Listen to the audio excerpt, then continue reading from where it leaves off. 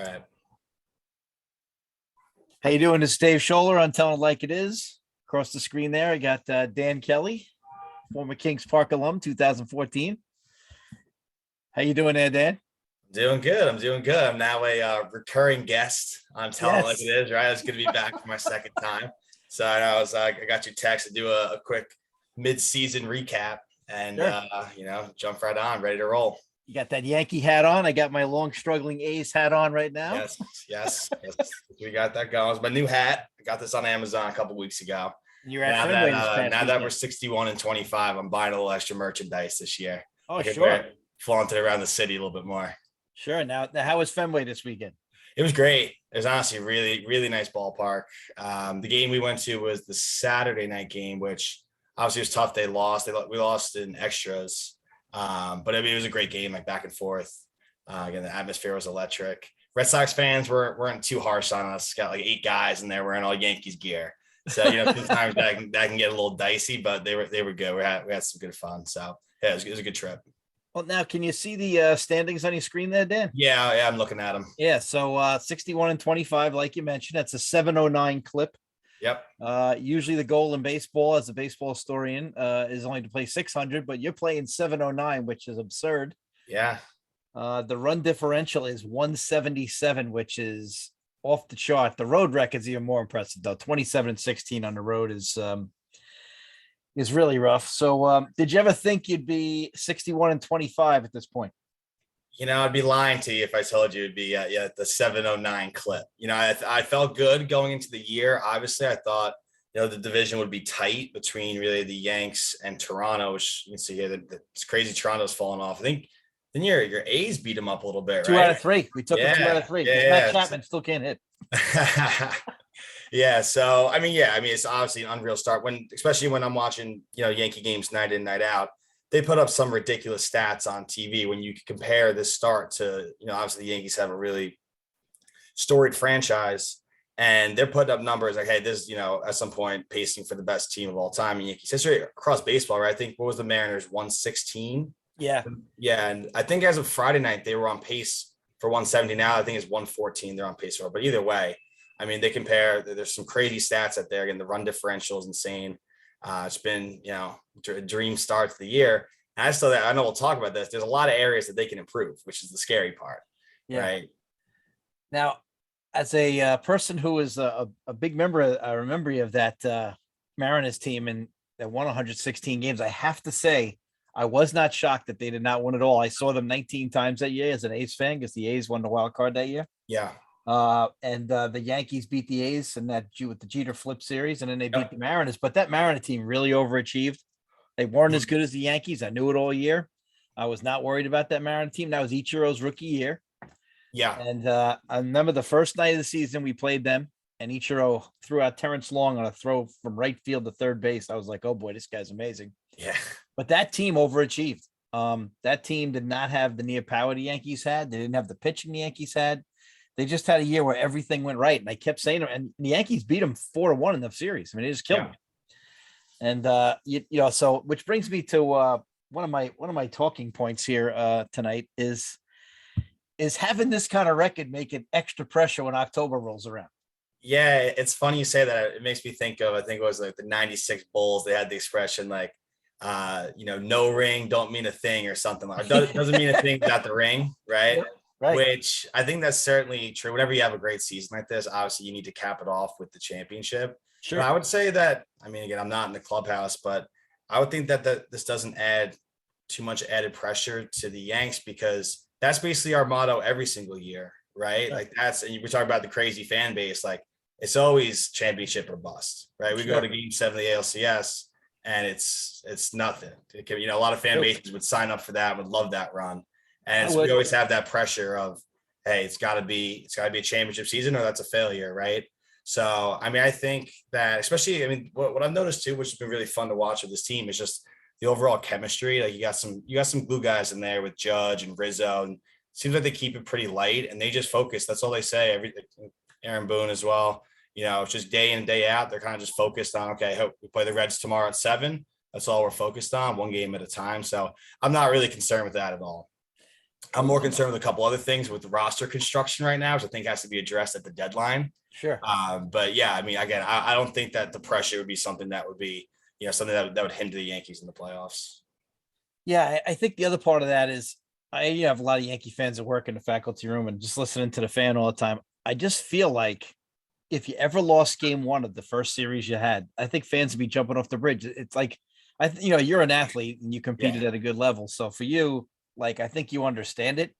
But like for a person who really is just a fantasy sports, never competed a day in their life, doesn't understand that, like, if you go in with only a championship or it's disappointing, to me, that's like totally unrealistic because hey, if you're a team like if the Yanks go in and they blow a 6-run lead in game 7 of the World Series in an 8th inning, yeah, then you could say that was disappointing. But Yeah. anytime you get deep into a playoff run, that's a hell of a year because you know how much of a crapshoot baseball is. It's Yeah. not like the NBA. And so I just feel like October, I think like, a solid fan like yourself, you could lose one game. Whereas I Yeah. think a person who's never competed is going to be like, I mean, today I didn't hear any bad Yankee calls about losing 2 out of 3 to the Sox because I haven't seen a deficit this big in the American League East since 1978, which was flipped upside down. Then the Yankees came back and won. Yeah. But these guys aren't catching you. Your team is too strong. I would say this is zero chance that anybody comes near catching you. And that goes for the best record too. Because if you go by the best record, you're still, let's see, you're 2.5, 4.5 up on the Stros. 4 games in the loss column from Houston, which makes me nervous. I think that's why the foot needs to stay on the gas because one, and to your point, right, especially, I mean, in any sport, but especially in baseball, one game, anything happens, right? So that's why it's been really stressful most of the years the Yankees have been getting into the wild card. Sure. And you got that one game elimination. Again, you don't want that. So that's why, I mean, again, Yankee fans are super pumped that we have this lead in the division. But also, with that being said, is that the major threat is the Astros. Absolutely. The AL runs through the Astros until further notice, right? I think they've been in the ALCS every year since 2017. So I've seen enough of them in my life.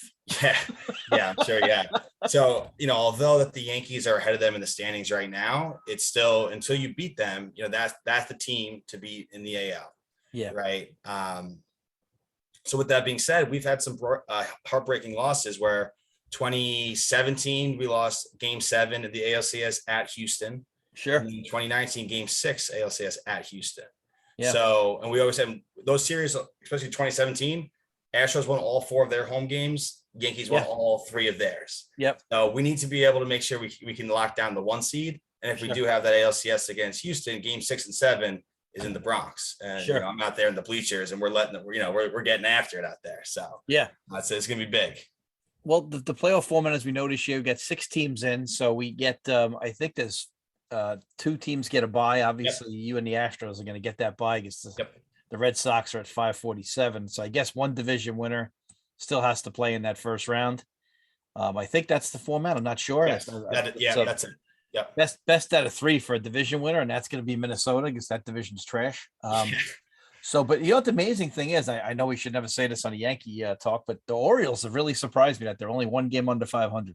Yeah, this division's crazy. That's supposed to be. We all knew there was the big 4 in this division, and then everyone was supposed to beat up on the Orioles. Right. But you look at it here. I mean, the Orioles are right in the thick of it. All of a sudden, I think they won each straight. Yeah, and the funny thing is that like if you look at it, 4 teams have the playoffs started today to be from the East, which is which is amazing. So that's very exciting. Obviously, it could never have been done before because they never had 6. But I tell you that best out of 3 format. But I will say this though, as an American League fan, I watch every night. I think that Toronto, Tampa, or Boston are all capable of winning. I mean, of course, the Yankees and the Astros are the favorite. Yeah. And Minnesota, I even believe, has the capabilities. I'm not sure. I don't think anybody else does. I don't think the Indians are going to rise. I'm very disappointed in the White Sox. Me too. I think they could get hot if they get Sleepy Tony out of there. And I think that Detroit Tigers, who spent some money, been very disappointing. You get Carlos Correa and you suck. And then the Angels, holy crap, 11 games under 500, which, Ohtani and Trout and, you fire Joe Madden and, that wasn't it. Players got to hit and pitch him. And, just, and then they got Rendon. They got some good players over there. I watch them all the time. And I say to myself, I just don't get it, and here they are, the A's are having a horrible year, but we're 9 games behind them. And for what money? So for me, I think that there's a live 6 teams in the AL. I think the AL playoffs will be very hard this year. Yeah. But so you have to be really, really excited. Let's just look at some of the Yanks numbers individually here. Sure. If you go down the line, Aaron Judge, obviously MVP talk right now, obviously 30 homers, 65 RBIs up on the screen there. Just having a great year. And the best thing about Aaron Judge right now for me is the batting average. 283 is just off the chart, 971 OPS. And Rizzo, who I've always loved, is such a pro. Yeah. No one even talks about this freaking guy. 22 homers, 54 ribbies. He's been great. Yeah, He's been really a real nice, because I mean, when the Yankees re-signed him, I think everyone missed out on Freeman, which people were clamoring for. And Rizzo kind of went under the radar that we brought him back. And, you're expecting from Rizzo maybe on a really good year, 800 OPS at this point of his career, 800 OPS, good defense. The fact that he's hit 22 bombs already is insane. And again, clubhouse guy, the defense is really much improved. A lot of that is attributed to Rizzo, because he's the ultimate eraser over there at first, right? You have a good first baseman. Sure. I bounce the throw, he's picking that up. And so the confidence you have in him over there. And again, so it's funny. One of my friends from work is a big Angels fan. Sure. And he said to me, he's like, I cannot believe Anthony Rizzo's batting 226, right? Yeah. And again, one, I look at OPS as the main metric, but two, he's the best. That's the best 226 you'll ever see out of a baseball player, because those hits, the 23% of the time he's getting a base knock, it's with runners in scoring position, 2 outs. It's a big spot. Runner on third, 1 out. He's choking up on the bat. He's battling, and he's hitting a sac fly. Yeah. So I don't care that he's batting 226, because it's the best 226 you ever see. Yeah. Whereas you look at some of the other guys on this team where they have a much more empty batting average. Sure. Right? You get those hits when we're up 9-0. So I think that's something to definitely consider. I think that's something that goes under the radar and is underappreciated. I guess people who watch Rizzo every day appreciate it, but if you're not watching him every day, you don't see it. You see 226, you go, oh, he's not a great hitter. No, he's having a good year. And the thing about him too is that I think it's underrated for New York specifically, only New York, is that he dealt with playing in Chicago, and he dealt with all the pressure trying to win a title for a city that hadn't won one in 100 years, pretty much. So I think for him, he's perfect for this fit. Whereas Olson's a quiet guy, Freeman's a quiet guy. I mean, maybe they wouldn't have done as well in New York. Rizzo's fit right in. It's good to see DJ back. I'm still waiting for that batting average for him to go up. Yeah, but he's back on pace. Glaber's having a really good bounce back year. Really happy about that. I still think his upside's even better. I told everybody and the fans who were calling in and wanted to kill IKF. I told you he was good. This guy's a good player. He tortured us for years. Just a very steady player. Giancarlo's been solid again, 22 and 56, 831 OPS. It's getting crazy. And even Hicks has started to make some contributions. Yeah, it's funny you say that, though. I do have to push back on the IKF piece. Right. That's actually someone that I thought when they brought him over, I liked the move. Sure. The problem with him has been, he came over, and what we were looking for is really a stopgap shortstop that's going to have, a Gold Glove caliber. You want a Gold Glove a third for the Rangers, right? And we brought him over, and the defense actually hasn't been there. He has 10 errors, which he's tied for 4th in MLB, and he has a lot of other plays that are questionable. Where I'm thinking, hey, whoever's scoring the game up there is like related to Isaiah kind of Falefa somehow, because that should be an error, and he'll tell you he should make that play and then give the guy a hit. So I'm fine. So if you look at his slash lines here, okay, he hits 267, he's got a 631. That's the problem with him. He doesn't have a home run yet. He doesn't slug at all. Right. No, so his LPS is going to be low. Yeah, he'll slap a couple singles, which I'm fine with, and he has speed. So that's a good player. That's a winning player for us if he's batting 9th. Slapping a couple singles and playing all-world defense, but the defense isn't there. When a ball gets hit to short, we all hold our breath, which you wouldn't think was supposed to be a glove for a shortstop. Yeah, right. Absolutely. So we have a kid in the minors, Oswald Peraza, who's the number 2 prospect in the Yankee system. I think he's ranked in across baseball 10 or 11, and he's supposed to be a really good glove, really fast, and he's been raking in AAA. So I'm thinking at some point, and also IKF does have options to go down. I don't think they would do that, but sure. I'm at the point where I want to see a flyer on somebody else. There's no one really on the trade deadline. I was looking at some targets. I saw Elvis Andrews would be someone that maybe teams would be trading for, but you're not getting a big lift there. He's really good with the glove, though. Very good. Yeah. I mean, I like you said before, but he's been good for us. I mean, unfortunately, he's not the 280 hitter that used to torture us every year. Yeah. but he's had last year, he got off to such a bad start, and then he finished hot. And I know it only wound up with like 230, but he's very good with the glove. He's a good clubhouse guy. He's on the youngest team in baseball. He's a good leader. But I think that I don't know why they never stuck with the kid you had up last year, Italian kid from the Bronx. That kid was awesome. What was his Squid, name? yeah, Andrew I loved him. Velasquez. Yeah, He's loved him. on the Angels, right? So that's what I'm saying. So the IKF was supposed to be a better version of him because Squid was all world defensively, fast. Sure. He just couldn't even bat his body weight. He was batting like 180, right? Sure. So we're saying, okay, we're gonna get essentially that same glove, but a guy in IKF that's gonna hit 285. If you're not hitting any home runs, you're not walking, which he doesn't see any pitches. He just goes, he swings. That's the problem. His on base is really low. On base is really low again. So he's 317. Yeah. So like if you're not hitting for power, you're not walking, you're not playing good defense. Okay, and like that 267, it's not good. Yeah, he needs to take more pitches too. I mean, Yeah. because his OPS will never be good. So for a singles hitter, I always look at OPS. I say, well, for me, for a singles hitter, it's more about on base, and he's not doing that well. Right. He does not walk. He doesn't get to a third. He doesn't see enough pitches to even walk. He's swinging. Yeah. He's swinging out by the second or third pitch every time. And he's pretty much hit a decently hard ground ball at the shortstop. And that's basically it. Yeah. And again, I'd be fine with that if he's playing unbelievable defense. The thing with him is so bizarre.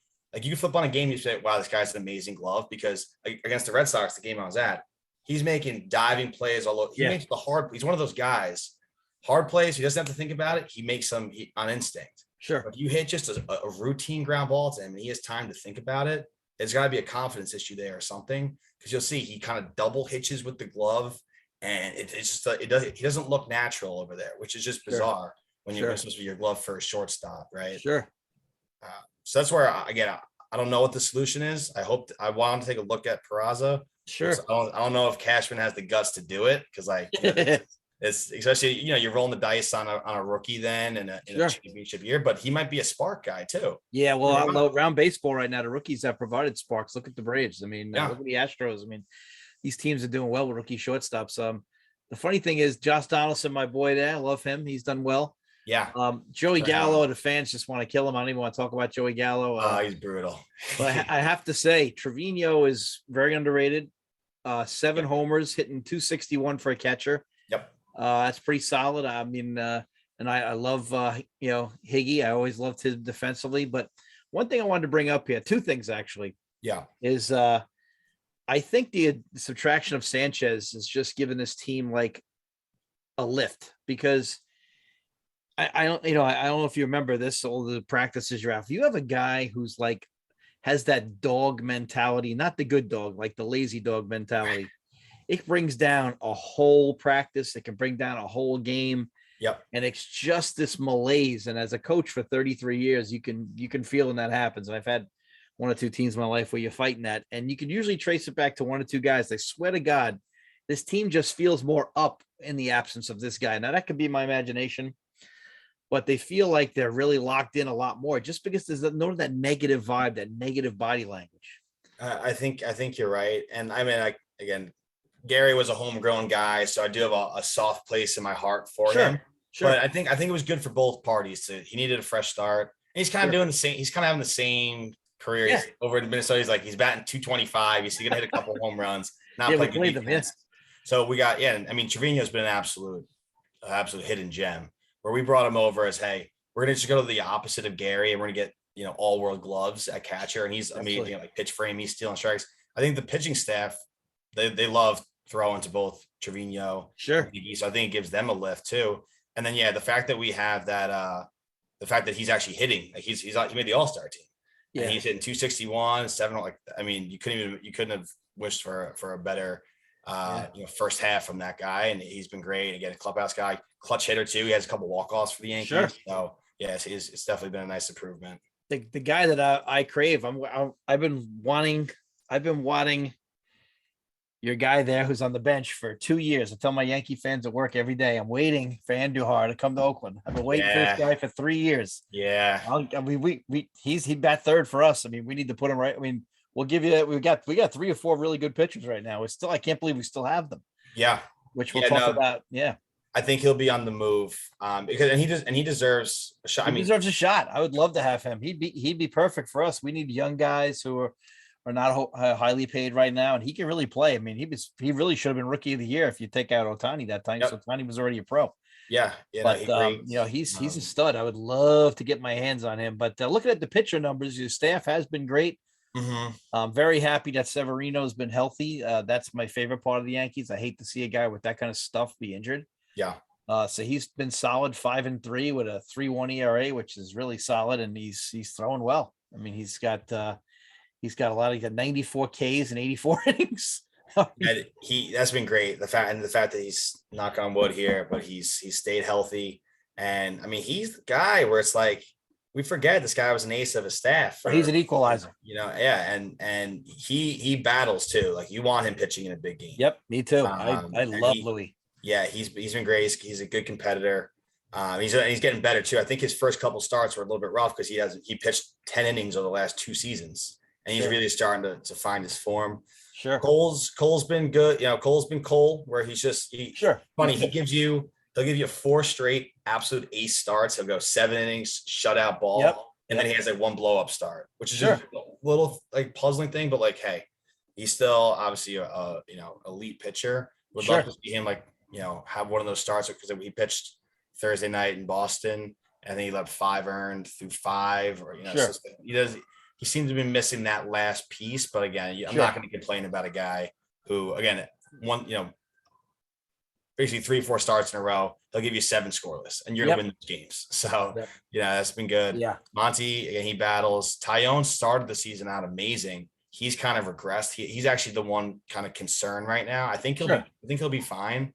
But over his last 6 starts, I believe he has like close to a 7 ERA.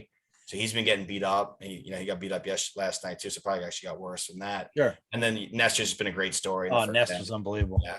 He's a big fan favorite. He's a guy. Why not? Yeah. I have a nasty. I should wear my nasty Nestor t-shirt I got on over here. I don't know why I forgot to put it on. They gave it out free at one of the games. You know what's sad about him though is if he was coming up, nobody drafts him high, which is such crap because as a former pitcher myself, I don't give a crap how you get somebody out. But today we've become so locked in recruiting and scouting that everything has to be about the jugs gun. Yeah. Well, if I get you out, there's no speed limit on how I get you out. Yeah. And it just drives me crazy because a guy like Nestor, he reminds you of like old school Bob Ojeda, John Tudor, guys who could get you out. And it didn't matter how they did it. It wasn't pretty. He just manipulated you. And so to me, I love having him. But to me, the key to your pitching staff has been Clay Holmes. I mean, just ridiculous numbers. He's got Mariano-like numbers here. Yeah. And that's what's funny too. When you look at this bullpen, when we had our conversation before the season started, the bullpen pecking order was Chapman closing, Loizaga, who was coming off an unbelievable year, setup man, and then Holmes, right? And then Michael King. So, I mean, imagine when all those guys were in form right now. Loizaga's been hurt basically all year, and Chapman's game is essentially gone to hell. Right. So, and how nice is that then you have a guy like Clay Holmes to step up and be arguably the best closer in baseball. And he's really 3rd or 4th on the depth chart coming into the season. Sure. He's been great. And Michael King has been lights out too. Michael King's been great. Yep. Yeah. And they both made the All-Star team, deservedly so. I don't know where we would be without those 2 guys, because again, that's actually been a little bit ever talking about kind of deadline acquisitions. I don't think it's like dire need, but I would like to see maybe one more arm out there in the pen, just because Chapman's been so shaky. He's lost all his control. Loizaga's been hurt. Who knows? And he was not pitching great before he got hurt. So the depth is not totally there. God forbid something happens to Holmes or King. Then we got Blicky and Wandy, as our setup guy. And they're solid arms. I like them as in kind of middle leverage, but they can't be our high leverage guys when we're trying to beat the Astros and the Blue Jays and the Red Sox, right? Yeah. So that's what I need to. I'd like to see. Like David Robertson, who's a long-time Yankees. Sure. He's had 2 stints with the Yanks. This sucks. His 3rd tour. He's pitching great for the Cubs right now. You assume the Cubs will be selling. Well, if you look, let's mention that here. I guess there's gonna be a lot of teams selling because there's never been such a high and low class in baseball right now. If you look, obviously teams like Cincinnati, who thought they'd be decent this year, are selling. The Cubs, who thought they'd never be this bad, they're gonna be a seller. Yep. Colorado and Arizona, unfortunately, are playing in a great division. So even though they're not terrible, they're already out of it. Yep. Obviously, and the A's we have some great arms with our pitching staff. I mean, we have really good pitching staff. Obviously, the Angels are going to be looking to do something because they're just really done. I Mhm. don't. Kansas City, Detroit is very disappointing. Like we said before, they're going to look to get rid of arms. I don't think anybody in the American League East is going to be. I think there's a lot of sellers in every way because, I don't know why teams don't go out and like go after Washington and get like a Doolittle because Doolittle, he throws hard. He's a lefty. I mean, you can never have enough arms in that pen. Right. There's always somebody that you can use. And like I said, the Cubs, 18 games under 500, they've got to be selling guys off. I feel like, there's enough out there. I think that the Yanks are definitely going to do it. And we know that they'll spend, and you got to give Cashman credit for this. I know before the season, the hosts on WFAN were killing Cashman. But we remember when we talked, Crazy. though, we had said that you basically had 5 infielders for 4 spots, which I thought was good Yeah. because you had some depth, and here it is. It's worked out. Yeah. Guys have stayed healthy. Who knows if that's because, I mean, it is tough that once per day, a good player is on the bench, right? It's like in that Red Sox series, first game, no Judge. He was a little banged up. Second game, no Stanton. Sure. Third game, no DJ. Fourth game, no Glaber. So like one game, someone's sitting, but you have a really good player in that spot regardless. So the depth is great. Yeah, I think, I mean, the infield, again, my concern is at shortstop. I think that'd be fixed internally, if anything, with calling up Peraza. I think what the Yankees are really focused on is they want to get one of the good outfielders on the market. So the names that keep getting thrown around across baseball, but linked to the Yankees, Benintendi from the Royals. Sure, he's rotting away out there. I watched Yeah. him the night. The A's played the Royals last week. Yep. Ian Happ from the Cubs. Sure. And then Brian Reynolds from the Pirates. I don't think that get Reynolds. I think they're gonna be asking for too much. I think it's gonna be Benintendi or Happ. And I could see a scenario where it's, hey, they get Happ and they get like a D-Rob. And they put them, and then that's a package again, because I think they're looking outfield, and they definitely want at least one more arm. We always pick up arms at the deadline, even when the bullpen is stacked. We traded for Clay Holmes last trade deadline. Yeah. Who had a 5 ERA with Pittsburgh, and now look at him, right? So we're always looking to find some guys that we can throw out in the pen. And the other thing is there's some good guys out there. I mean, but like I know Laureano was mentioned for the A's. He's got the best arm you'll ever see in your life. Good fielder, but doesn't make contact enough for me. But excuse me, that's a pet peeve of mine. Thank you. Making contact enough. Relief pitchers. I mean, there's some good ones out there. I mean, Petit and former A's out there. I mean, Chafin is out there. Just guys who've been in the wars. I like Benintendi for the Yankees again because he's played in Boston, which is the heat of it. Yep. And so he's won a title there, and he knows what pressure at bats are like. And even though last week in the toilet bowl in the A's versus the Royals, he gave good at bats. He didn't bail just like because the game didn't matter. I watched that kind of stuff to see what kind of players guys are. And Benintendi, he gave a solid effort. He didn't, just say, all right, let me get back on the bus or, back in the hotel. He didn't do that. So I like a guy like that for the Yankees. So you can never have enough arms. Like I said, there's some good arms out there. I mean, for me though, it's always different because in the postseason, you only really need 4 starters. You can sit a starter and bring up a relief pitching arm or get an arm, and then each series make the adjustment and put one less starter in there, put one less starter out of the playoff roster, and bring another reliever on, or you'll find that starter that you think could give you 1 or 2 innings. Yep. Like a Montgomery or somebody like that. That's why I don't think they'll be trading for a big time starting pitcher. I think I heard they might want to go out and get a mid-level guy that they can have as a 6th starter. For the back half and keep these guys, because some of the innings are getting up there. I don't think they want Sevy throwing too many innings before the postseason, stuff like that. Nestor's never really thrown this many innings in the season. Sure. So that's why I don't think they're gonna go get a Montas or Luis Castillo, like one of those big names. Sure. Or get someone to kind of middle of the pack to just eat innings. Sure. Yeah, I think they're gonna go all in. I would be so shocked if they don't pick up one of those top flight outfielders. And I think it's gonna be Benintendi. It makes too much sense. Over 300 hitter, lefty. Yeah. Big to your point, been in the big. He won a World Series with the Red Sox. He's been in those moments. Yep. So that makes all the sense in the world. Or like an Ian Happ, because he also, I think he has great numbers in the postseason being with the Cubs. Sure. So I can see either one of those. I'd be really happy with either one. So now you're comfortable with Hicks in center? So I mean, Judge is really the everyday center fielder, which is just crazy. Right. That's how good this guy is. And that's what I was always banging on the table trying to tell people how good this guy's glove was in right field. It kind of gets lost because he's mashing, and the plays that he makes, they don't look crazy sexy, but like because he's so big and he just covers so much Yeah, ground. he gets there. He got long strides. He's always there, and he's seamlessly moved over to center. So Yeah. I think that if we go out and get a Benintendi, really the A roster, the playoff game roster would be Judge in center, Stanton is in right, and then a Benintendi or Hap or whoever you go out and get is in left. And then you have the DH spot open. That way you can have one of your extra infielders. So that way you're getting Glaber, DJ, and Donaldson all in the lineup. So that's what it'd have to be. Hicksy would be the fourth outfielder. I think he's good in that role as a fourth outfielder. Yeah, so he's played in the 75 game, Hicks. So I mean he's playing a ton, but I think in the postseason, I know your defense has been playing pretty well, but still, you know how important defense is in that postseason. And I don't know. I think Hicks was a pretty good defender in all of his years, but again, he's not healthy. He's anymore as he used to be. But I tell you, Stanton's not bad. But I know I'd rather have Hicks out there than Stanton, I guess, in defense for defense. Anyway. Yeah, for sure. But Gallo's that weak spot because you could get a Benintendi and he's not going to strike out 400 times, and hopefully it's amazing. But it's crazy. People, if you look at the stats here, the funny thing is, Judge has struck out 93 times and Gallo struck out 92, but Judge has played 13 more games. So it's a big difference, so people don't understand that. You hear a person call in today with that. And, so they it's just crazy. Yeah. He's also got 20 more home runs. And what is that?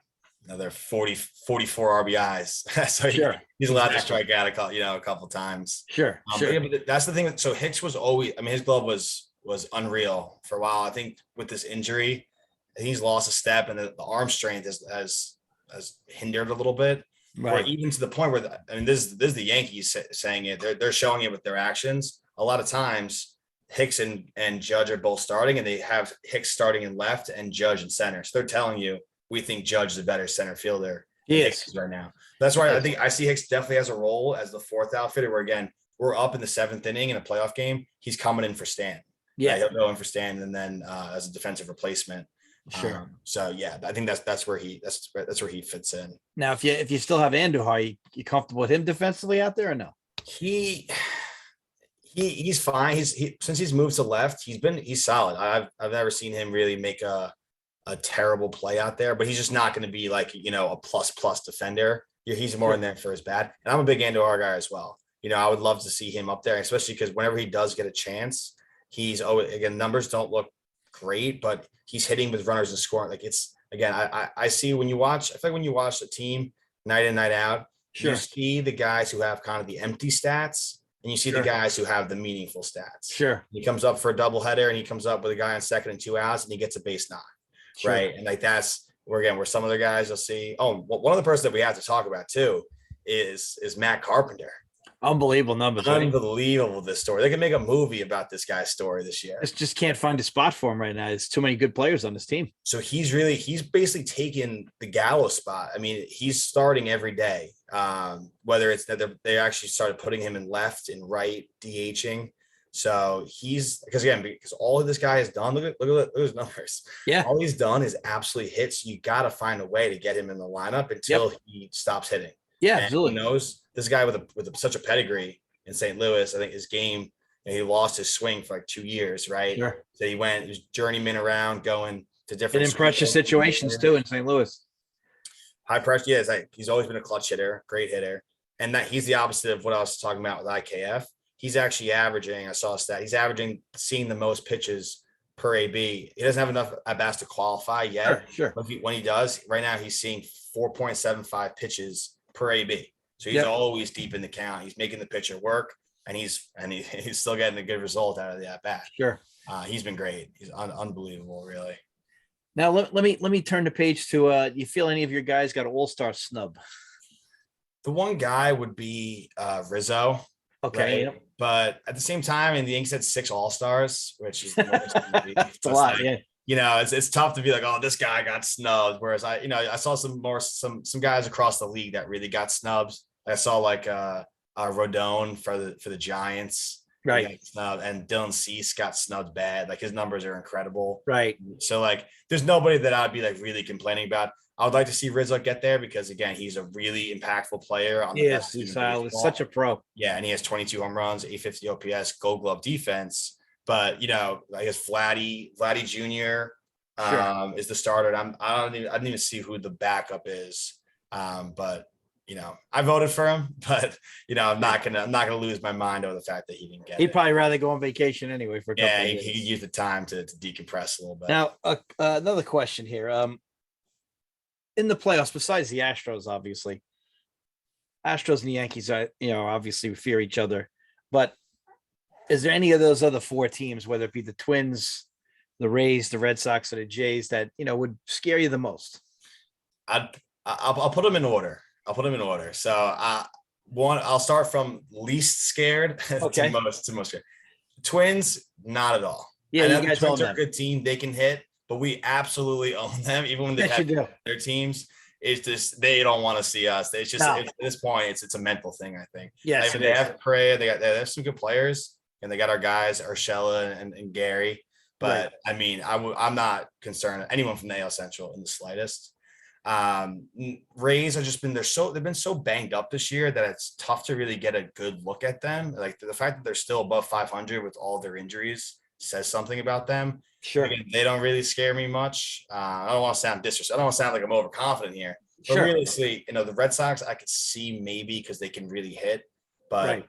and again, we have to see also what happens at the deadline. Like if they get Sale back and Sale's back to where he was, and they get a couple extra arms potentially, but you saw it on the in this 4-game set. The Yankees are so much better than them this year. Sure. They won obviously Thursday, Friday, and then they had a 2-run lead in the 8th on Saturday, and they were up 6-2 on Sunday. Right, so it's Right. like we really were dominating that series. Sure. And we're gonna see them again this upcoming weekend in the Bronx. Really not concerned with them. The Blue Jays I could see potentially, but again, their pitching's really fallen off too. Sure. Like they have Gosman, who's good, but then they have Barrios, who's been really bad this year. Yep. Yes. Gucci is have you ever heard this expression? My buddy said the other day, I was laughing. They heard the expression Iron Mike. Yep. Yeah, so it's that Kikuchi's a human Iron Mike. Yeah. Which for anyone that knows, this is the pitching machine that has the arm that comes around. Sure. So that guy just tosses BP. So like, and the bullpen, they have Romano's good closer, but we've gotten to their bullpen a couple times already this year. So again, it's baseball. So I'm not going to say, oh, there's no shot. Those teams knock us off. Anything can happen. That's what's, you always got to be paranoid at baseball. Sure. So I like to keep improving at the deadline. But I really see it. It's Yankees, Astros are the two best teams in the AL by far. And I'd be shocked if that's not the ALCS. Sure. And they're both going to get the buys, hopefully, for their sake, which looks like they're way ahead in the buys. Yeah. So, they're way out. I mean, let's look at Houston here for a sec as we click back. Minnesota's at a 48. Yeah. Houston's 9 games ahead of them, and then Minnesota's not catching Houston. Houston's lineup is ridiculous. They keep bringing up young studs. It's nuts. So they're not catching them. That's what, and they're also 10 up on the Sox. Yeah. So it's really looking like that's going to be the 1 and 2 seed again. I'm going to be really hyper focused on hopefully locking down the 1 because again, the home field advantage has killed us in the past, not having it. So that's going to be huge. I think if the Yankees get the number 1 seed, I think we're talking about them in the World Series. But again, it's the Astros AL until someone knocks them off. Sure. I think that's the Yankees this year, but a lot of baseball still left to be played. Again, you see the Yankees home record, 34-9 in the Bronx this year. Yeah, it's nuts. You get that 1 seed. You got to feel really good about your chances. Sure. The fans are just all over the other team too, which is great. Yeah. So now I have to ask you the magic question. Any concerns about the team? I mean, there's certainly some concerns. I think we touched upon them, just kind of like where we need to improve at the deadline. I mean, Joey Gallo is we do a whole other show about Joey Gallo, but he's not going to be here in the next couple of weeks. No. Shortstop is a concern of mine. Sure. I don't know how we're going to fix it. It's got to either be Peraza coming up from AAA or, ICAF has to learn how to see a couple extra pitches and field the routine grounders. Sure. And the bullpen has gotten a little thin. Like, again, I would love to see Chapman get back to at least close to what he was. He's been very bad. So, sometimes there are some holes in the lineup still, even though you see they absolutely mashed. They scored 450 runs this year. Like, the top is so good that it covers it up a little bit. Sure. But I am a little concerned about sometimes you get the bottom of the lineup of Hicks, Gallo, IKF, and Higashioka, where it's like those are like the bottom four, and those guys aren't Right. plus hitters. Right. So that would be my only concern. But again, I still think and that's with all that being said, this present team I would still feel good about. Sure. And if they didn't make any changes, again, besides let's ship Gallo to the Sun. But other than that, Sure. I'm good with. I would still feel really confident going in. But I think to get them over that final edge, if you're playing again, it comes down to the Astros, the Dodgers, the Braves, or whoever's going to be left with those some really elite teams. I think it's got to be it's got to be a little bit extra bullpen help, and you got to go get a Benintendi or a Hap or somebody, and I think should be rocking and rolling. Yeah, and the NL Dodgers way ahead on the record. They're about 3 ahead of the Mets for the best record. The Braves are right behind, and San Diego's right behind. And then, of course, you have Milwaukee is playing pretty well, and St. Louis is always hanging around, and the Giants are always dangerous. So the NL is going to be a little bit more of a toss-up. The Phillies are right there, and even the Marlins having a pretty solid year for them. Donnie Baseball doing a good job managing the Marlins over the weekend. Yeah, some of my Mets fan friends are starting to get a little nervous. They're starting to they got a big game tonight with the Braves. Crumble down, So sure.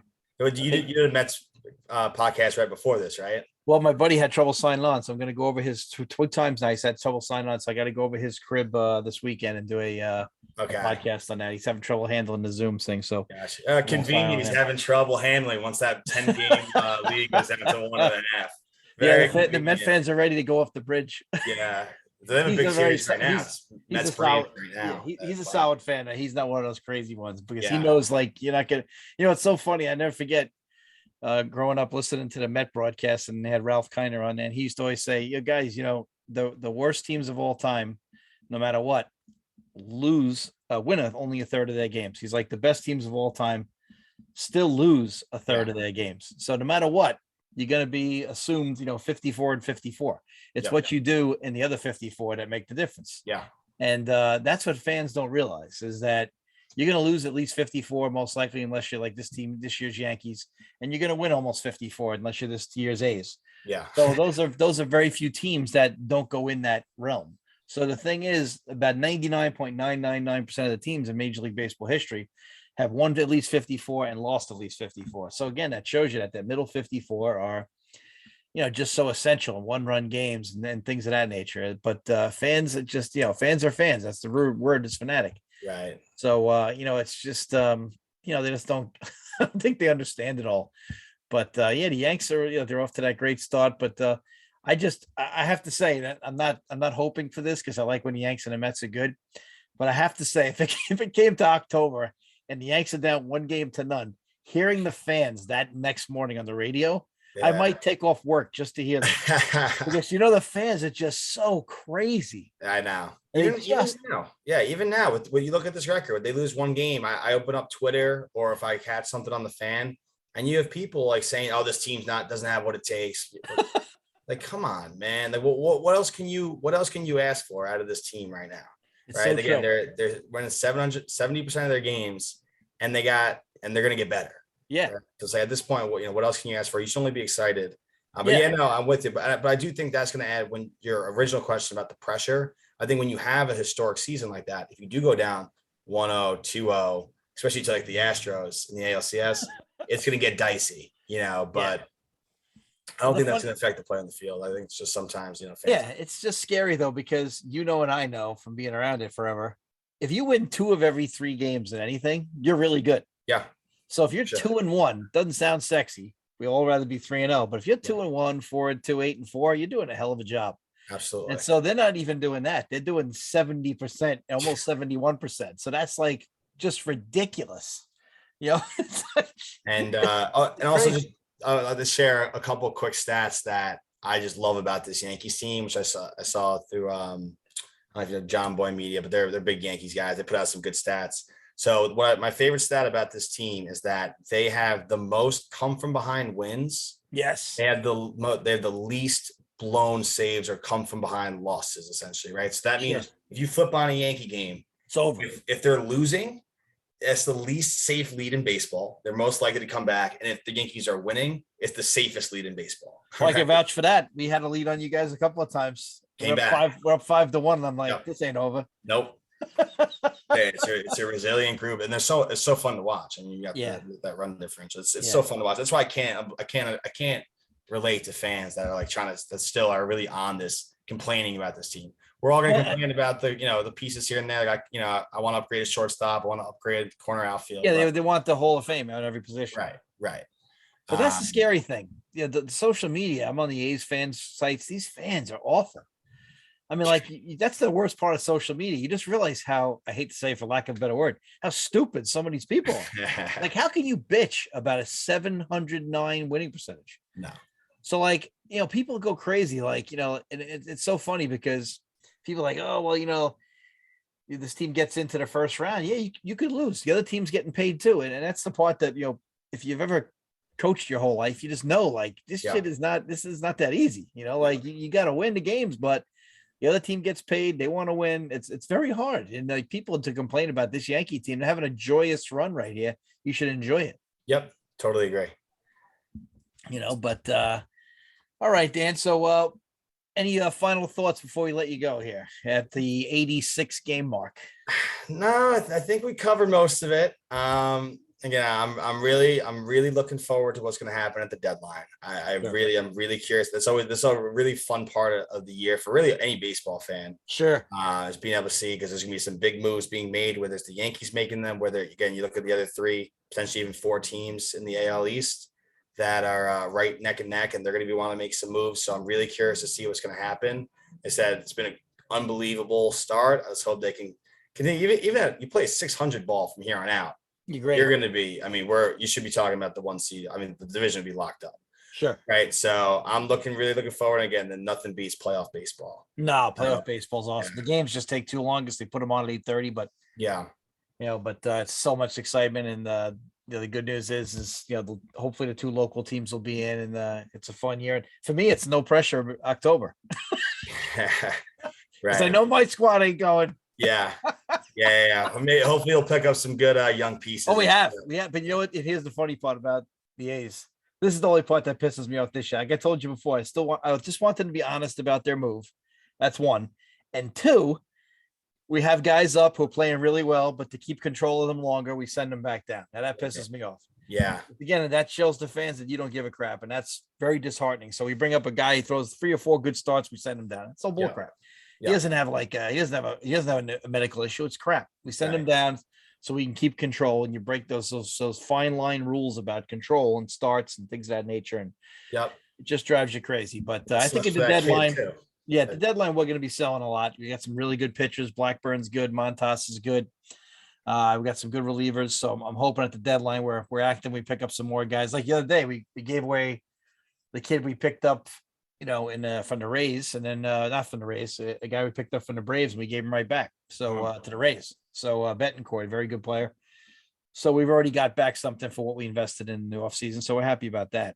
Yeah. But all right. So well, thank you for coming on here and telling like it is Yankees midseason report. Now when the playoffs start, can we have you back on? That's what I was going to say. That's going to leave you with it, right? I want to do a playoff preview, Yankees edition right before. Absolutely. So absolutely, we'll be doing that. I'm locked in. Yeah, I love it. All right, sounds good. Thanks, so I'll see you on the other side after I stop this video. Again, thanks for being with us here on Telling It Like It Is. A little This Week in Baseball music in the background. Love it. And for the old timers. And definitely check us out. Spotify, YouTube, Facebook, Twitter, and we'll see you soon. Take care.